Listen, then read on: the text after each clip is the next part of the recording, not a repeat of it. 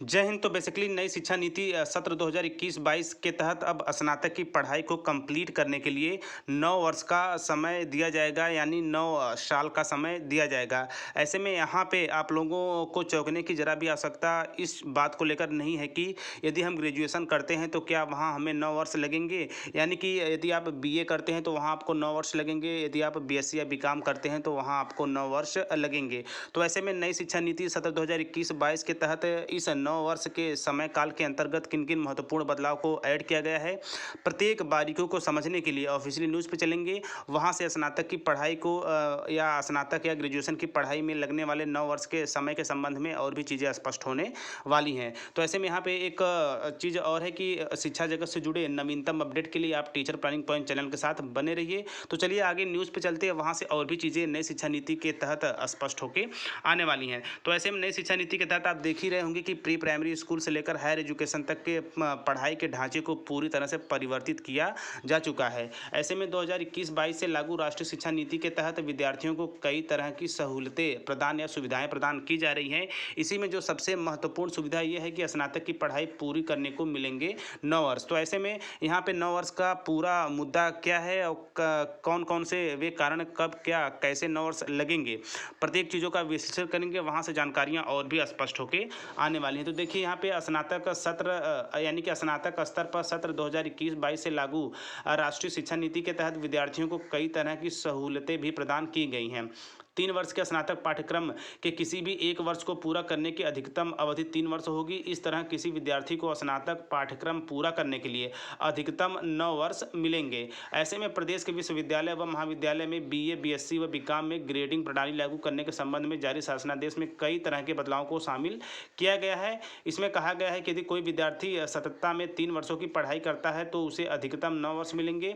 यदि विद्यार्थी किसी एक वर्ष का सर्टिफिकेट या डिप्लोमा लेकर चला जाता है तो वह बाकी के वर्षों की पढ़ाई दोबारा शुरू करने के लिए कभी भी वापस आ सकता है तथा उसे आगे की वर्षों की पढ़ाई पूरी करने के 3 वर्ष प्रति एक वर्ष की पढ़ाई के मिलेंगे। तो देखिए यहाँ पे मेन मुद्दा ये है कि मान लीजिए आप ग्रेजुएशन में आपने एडमिशन लिया, उस बीए हो सकता है, बीएससी या फिर बीकॉम हो सकता है।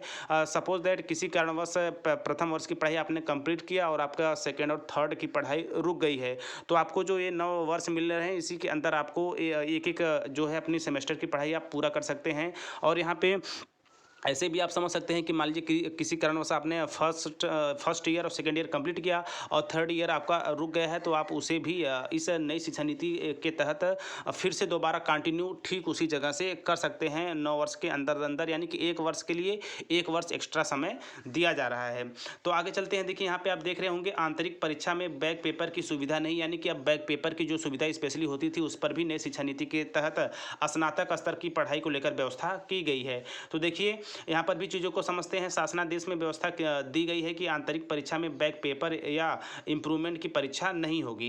केवल पूर्ण सेमेस्टर की बैक पेपर के रूप में दोबारा देने की स्थिति में परीक्षा के साथ आंतरिक मूल्यांकन भी किया जा सकता है। हालांकि एक विद्यार्थी 2 पूर्ण सेमेस्टर की संपूर्ण परीक्षाएं एक साथ नहीं दे सकता। विद्यार्थी को सम सेमेस्टर का बैक पेपर सम सेमेस्टर और विषम सेमेस्टर का बैक पेपर विषम सेमेस्टर में ही देने की सुविधा होगी। यानी कि आप मान लीजिए सेकेंड ईयर में पढ़ाई कर रहे हैं तो बैक के रूप में आप फर्स्ट ईयर का जो बैक पेपर जब एग्ज़ाम होगा तो उसे आप दे सकेंगे। तो यहाँ पे एक साथ जो आपके बैक पेपर होते हैं वो बंद किया जाएगा।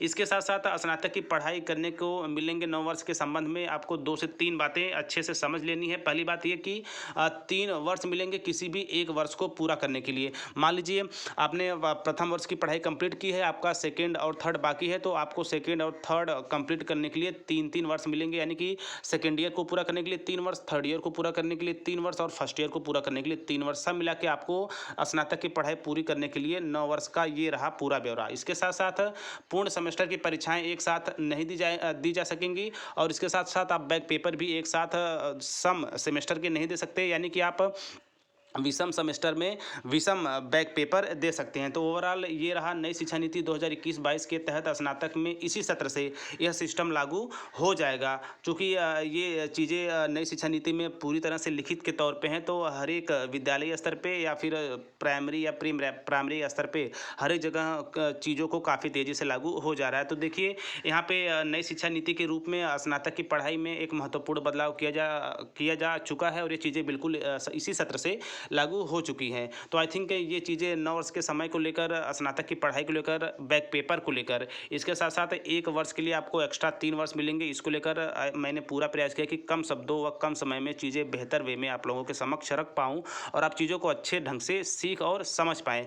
आगे की जो भी जानकारियाँ एनईपी यानी न्यू एजुकेशन पॉलिसी के तहत आएँगी, इसके साथ-साथ आगे जो भी शिक्षा जगत से जुड़े सभी प्रकार के नोटिफ़िकेशन, जॉब अलर्ट्स के साथ-साथ विज्ञापन, विज्ञप्ति व नवीनतम जानकारी के लिए आप टीचर प्लानिंग पॉइंट चैनल के साथ बने रहिए। तो मिलते हैं नेक्स्ट वीडियो में नेक्स्ट इन्फॉर्मेशन के साथ। तब तक स्वस्थ, व्यस्त और मस्त रहिए, तैयारी करते रहिए। जय हिंद, वंदे मातरम।